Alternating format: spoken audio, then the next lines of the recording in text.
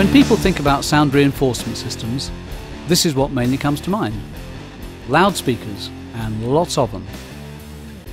Loudspeakers are actually just the final link in a chain of command that begins with instruments and voices being converted into electrical signals by microphones and instrument amps. These individual sounds were then channeled into a mixer for processing and blending, and then the unified mix was fed into an amplifier. What turns all this back into stuff you can hear, i.e. back into acoustic energy, are loudspeakers. What do you really need to know about loudspeakers? Without wishing to minimise the incredible science of loudspeaker design, basically 3 things. What's in them, what's driving them, where you put them. In other words, this scene is just going to explore what makes loudspeakers tick, and what you really need to know and what you can do to get the best out of them.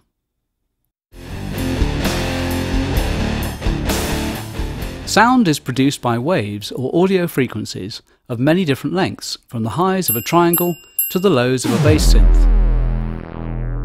The human ear interprets these as sound. Frequencies that come as a series of fast, repeating patterns we interpret as high-pitched sound, and those that come as a series of slow, repeating patterns as low-pitched sounds. Waves with large peaks and troughs we hear as loud, frequencies that are more ripple than something you'd want to surf on as quiet. In the microphone scene, we saw how transducers convert acoustic energy into electrical energy. So, to answer the first question, what's in a loudspeaker? The main element in a loudspeaker is the driver, which is also a transducer. Only this time, the transducer converts electrical energy back into acoustic energy. These drivers are then mounted into speaker cabinets or enclosures. Simple. Well, not quite, unfortunately. Obviously, you want your audience to hear everything, from the high highs of a ride cymbal to the thump of a kick drum. The problem is that individual drivers are really only capable of producing something in the region of a 3-octave range of frequencies. A single driver is then not going to cut it if you want to deliver a full, rich sound that covers the complete audio spectrum. The answer is to use several drivers, each tailored to reproduce a certain slice of that audio spectrum. Sometimes you'll find 2 or more drivers in a single enclosure, then referred to as a 2-way or 3-way design. And in more sophisticated sound reinforcement systems, you may find several different enclosures, each containing a specific type of driver, like these subwoofer cabs. There are also, it has to be said, many different types of cabinet, from designs where the drivers are pointing straight out, mounted in essentially a simple empty enclosure, to ones where sound is reflected within the cabinet or even travelling through a whole series of chambers before being projected out beyond the speaker grille. We'll let these individual designs convince you, or not, as to whether their particular stylings will do the best job for you. And don't be afraid by this. No one design is best. Sound, as can so many other things in life, can be delivered in a great many ways. Whether you're using single cabs with multiple drivers, or multiple cabinets with individual size drivers, what you are trying to achieve is a balanced and complete representation of the audio picture.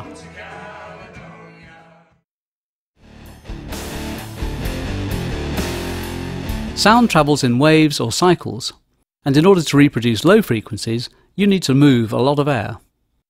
Putting a deep bass synth through the system, you can actually see air being moved, whereas there's very little coming out of the drivers that handle high frequencies. And indeed, a high-frequency sound like a triangle or hi-hat hardly comes through the woofer at all.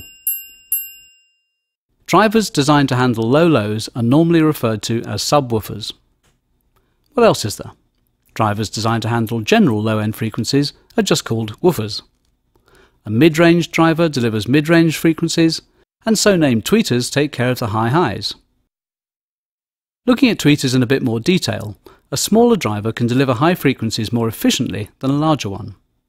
But since these smaller drivers can't produce sound levels equal to the acoustic output of low-frequency drivers, a horn is generally mated to the high-frequency driver to concentrate and control the acoustic energy it produces. Different driver sizes are best for reproducing different audio frequencies. And rather than send out a blanket of frequencies to all of the speakers, a type of filter called a crossover sends specific frequency bands of the signal to the most appropriate driver. Depending upon the system, or the crossover, you may have more or less control over which range of frequencies cross over to the next speaker in your system. Crossovers come in all shapes and sizes.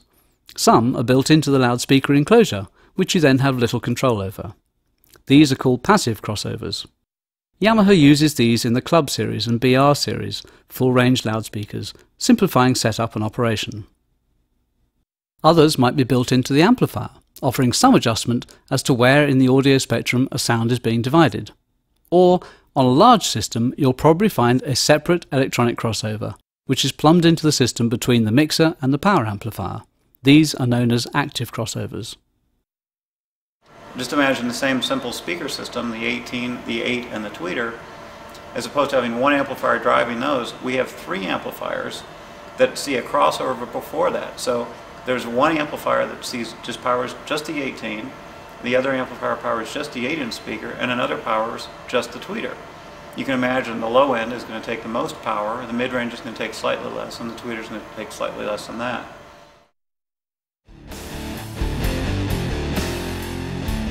The second of our initial questions about loudspeakers is what's driving them, and the answer to that is an amplifier.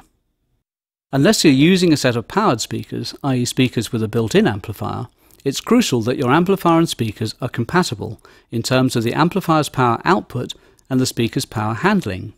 Yes, it's our old friends watts and ohms again, and the whole question of impedance. But first, how do you measure power? Yamaha provides 3 power ratings for loudspeakers: noise, program, and peak. The reason for these ratings is to allow you, the user, to properly put the actual wattage rating into perspective.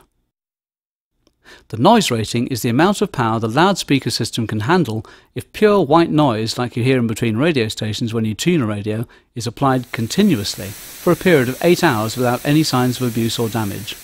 Clearly, this is a torture test. The next power rating is program, which is a more real-world measurement, more representative of real music and speech. Use this rating to determine the acceptable power output of the amplifier you'll need to use with this loudspeaker.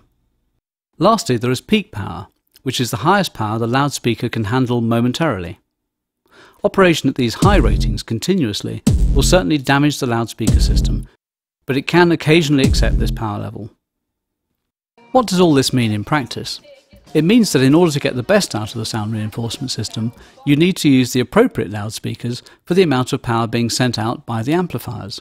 And it means you need to use the appropriately powered complete system for the type of work that you're going to be doing. Okay, so what's appropriate?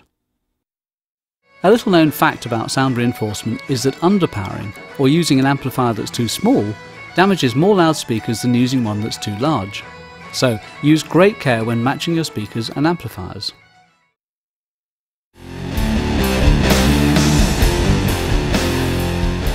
The third question we said needed looking at is where the loudspeakers are going to be placed.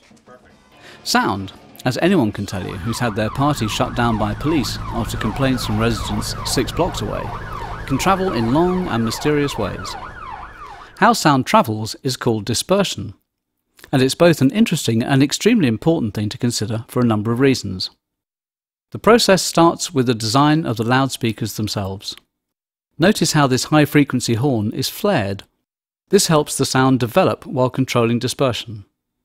Next issue is how you position the cabinets to give as many people in the audience a balanced and blended sound.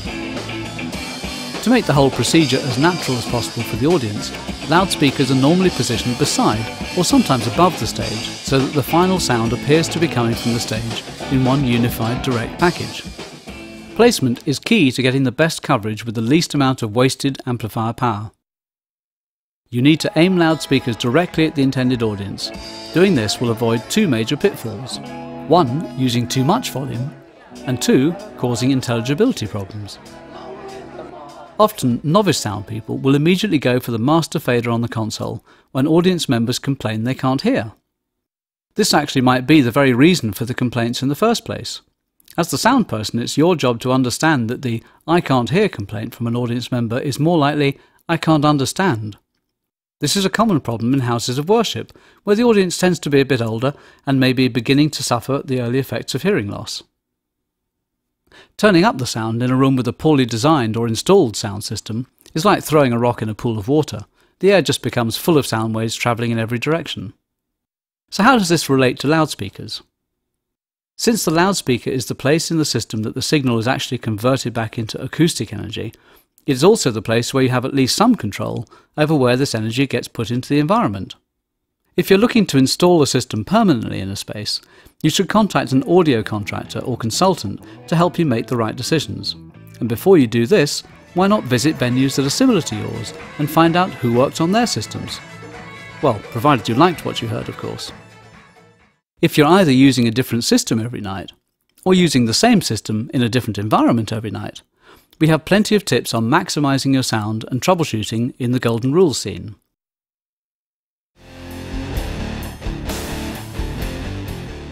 Use speaker cable and don't skimp on it. Loudspeakers are connected to amplifiers using speaker cabling. Even if it can sometimes use a 1/4-inch jack connector, this is not the same as an instrument cable. Use good, thick cable and use a shorter length of cabling as your environment can tolerate. You want to position your power amplifiers as close as you can to the speakers without them being intrusive. We always try to minimize the amount of cable between the speaker and the amplifier because they sound better. There's no reason to waste your amplifier power heating up the copper in the cable. You want to basically get your amplifiers as close to the speakers as you can. Sometimes when you can't, you need to use the 150s, but anytime you can use the 5 or the 10 footers, it's really the best thing to do. So to close, here are 1 or 2 specific tips on loudspeakers. 1. When setting up your loudspeakers, make sure they are secure and don't wobble or rattle. Keep cabs that are being placed together nice and tight. 2. If you want to increase the effectiveness of a subwoofer, move it over to where the side wall meets the floor, better yet, the corner of a room. Since this is a place where 90-degree triangles start in the room, you have the start of a large horn. This little trick can be as powerful as doubling your amplifier power. 3. Protect your speakers. Loudspeakers do not appreciate loud audio spikes. Make sure the level controls on your connected amps and mixer are down before you power up or power down. And remember, amps should always be switched on last and turned off first. 4.